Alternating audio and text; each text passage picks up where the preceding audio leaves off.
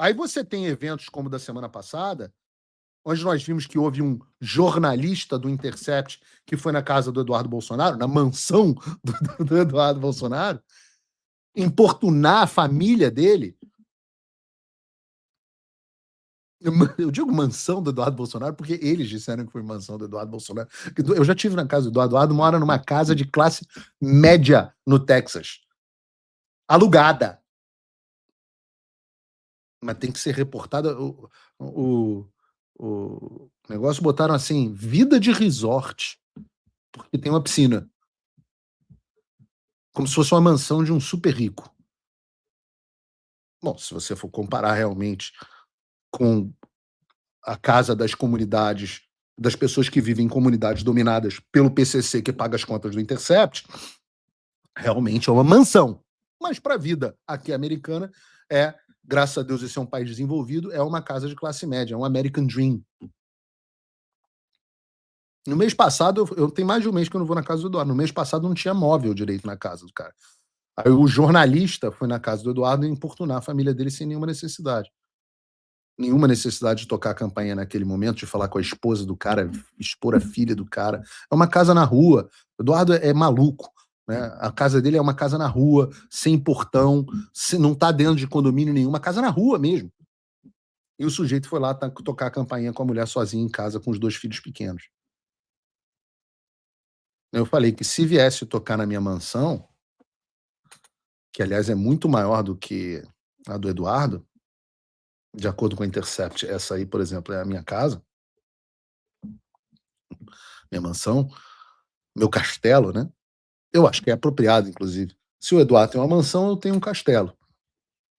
E aí eu disse que eu ia aplicar o Castle Doctrine, né? A doutrina do castelo aqui na Flórida. Para quem não está acostumado com os Estados Unidos, a Castle Doctrine, doutrina do castelo, é o que me permite, no grande estado da Flórida, proteger a minha família e a minha casa contra lesões corporais graves ou crimes violentos, me valendo para isso de uso de força letal.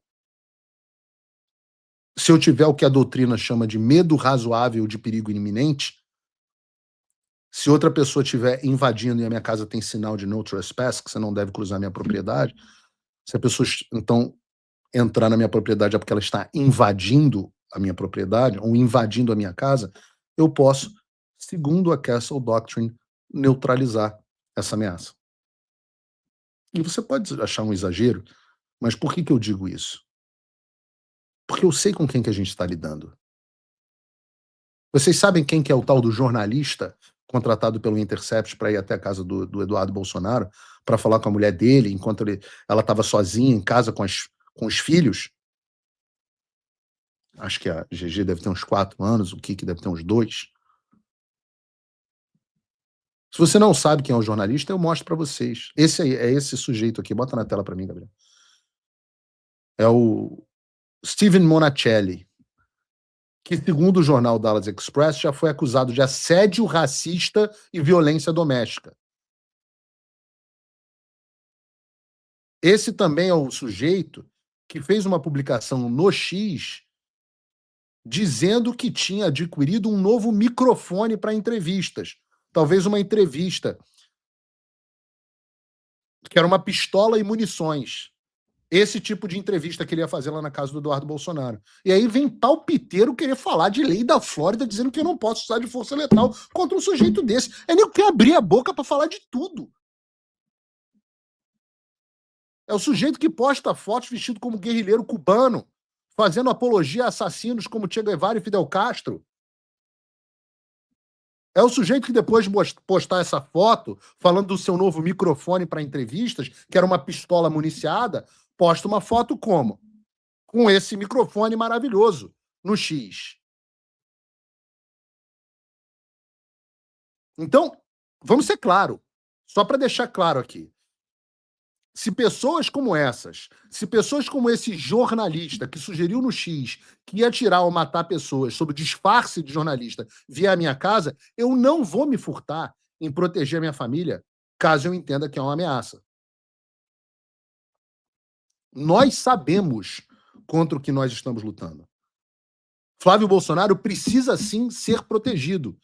Precisa de um cordão maior para que repórteres não cheguem tão perto dele. Nós estamos em um momento de muita tensão. Quantas vezes já não tentaram matar o Donald Trump? Na semana passada mesmo, tinha um maluco atirando na Casa Branca. Na semana passada tinha um maluco atirando na Casa Branca, pô. Há 3 semanas teve um outro maluco tentando atirar no Trump no jantar de correspondente da Casa Branca. Flávio precisa de proteção. Jair Bolsonaro sofreu uma facada. Aliás, quantas ameaças de morte a gente não recebe rotineiramente? Eu acho que quase todos os posts que eu faço no X, ou pelo menos todos os dias eu recebo uma ameaça de morte. Ou de agressão física, ou de qualquer coisa do tipo. A gente até para de dar importância para isso, né? Mas vejam, deve dar importância. Vejam o caso do Charlie Kirk, meu amigo, que aparece aqui, inclusive na abertura do programa, com quem eu participava de programas aqui nos Estados Unidos. Óbvio, o caso do Adélio Bispo, mas o caso do Miguel Uribe, na Colômbia. O Miguel Uribe, inclusive, pelo quê? Justamente por o quê, né? Pelo quê? Justamente por ter ido contra o tráfico. Então a gente sabe dos riscos de contrariar grandes interesses, de contrariar essa rede gigantesca da qual o Lula faz parte. Então é claro que a gente tem que estar atento e vigilante, né, para usar o termo das nossas Forças Armadas. A gente sabe que a gente está em risco. E claro que se um capacho desses, que indicou que podia matar alguém sob o disfarce de jornalista, vier tocar minha campainha, vai ser recebido com chumbo. Vai ser recebido como ameaça e vai ser recebido a chumbo nos termos da lei americana, que deveria ser a lei brasileira.